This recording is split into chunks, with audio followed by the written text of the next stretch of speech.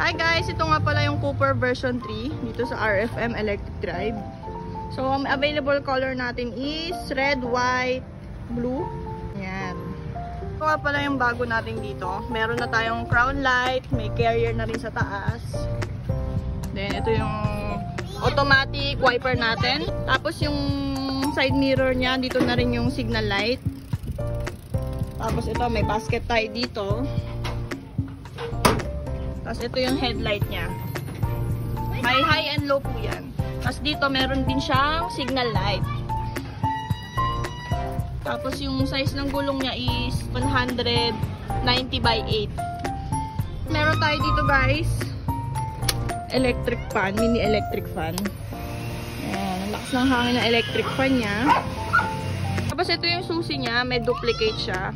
Tapos meron na rin siyang keyless entry. Tapos, ito yung ano niya guys, yung speed niya. Ito yung headlight. Tapos, ito yung atras at abante niya.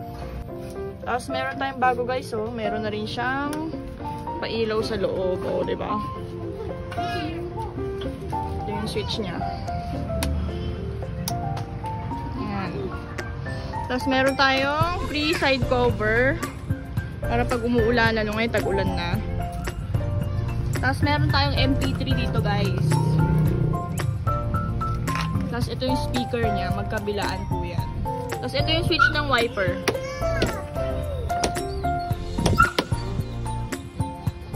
Tapos ito meron tayong handbrake dito. Tapos dito rin may handbrake tayo dito. Tapos ito brake din po yan. Tapos dito lagayan ng kung ano-ano. Tapos itong side niya, pwede siyang iangat para hindi ka mahirapan pumasok dyan sa loob. Pati dito sa likod guys, ganun din. Tapos may basket tayo dito sa likod ah. Ayan. Pwede siyang magiging cargo. Kailangan susian mo lang dito. So yan, aangat mo lang. Tadan! Ayan, kung may pangpalengke, pwede. Lalagay ka ng bigas dyan, dyan may lalagay.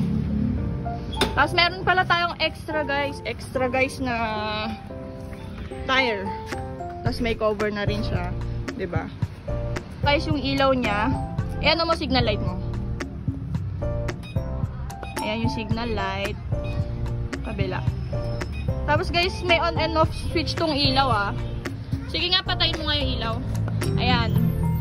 Tapos on mo ulit. Ayan, ito yung switch niya guys. Ito.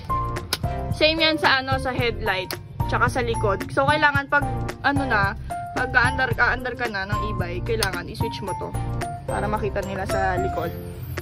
Kung sa niya pala guys, yung tapakan niya leather na siya. Tapos ang battery pala nito 60 volts 20 ampere. Tapos ang charging time 6 to 8 hours. Full charge na po 'yon. So mga nagtatanong kung ilang range po ito, 40 to 50 km po ang full charge. Makakarating ka na kung saan mo gusto. Yung motor niya pala is 800 watts. Ayan. Ayan yung crown light niya guys, oh. Diba? So test drive natin, Ed, ikaw mag-drive. So ayan ang ating pailaw. Test drive namin ni Adrian.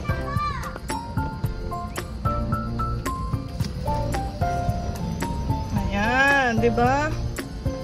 Parang gusto ko na ng gantong e-bike. 4 wheels. Oh, try mo nga dyan sa yung isang gulong doon sa kabila. Yun, yung walang Yun. Ayan. Testing natin guys. Kung may tataob. Oo, diba? Sa 3 wheels yan. Pag mabilis ka, taob ka.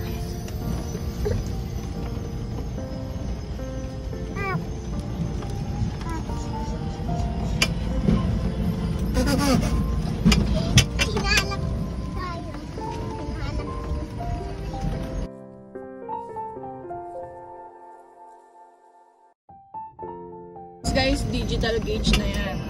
Ayan siya. Kaya hataw mo nga. Oo, bilis din. Ayan, hataw natin. Bilis. Ang bilis din pero yung shock niya Medyo matigas. Ano? Tayo sa totoo. Ayan, medyo mataas. Ayan. Ayan o. Medyo matarik dito guys. Lakas ng hatak, diba?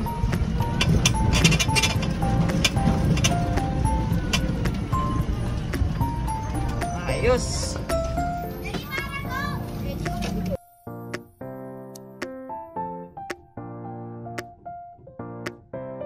Guys, dandahan lang siya.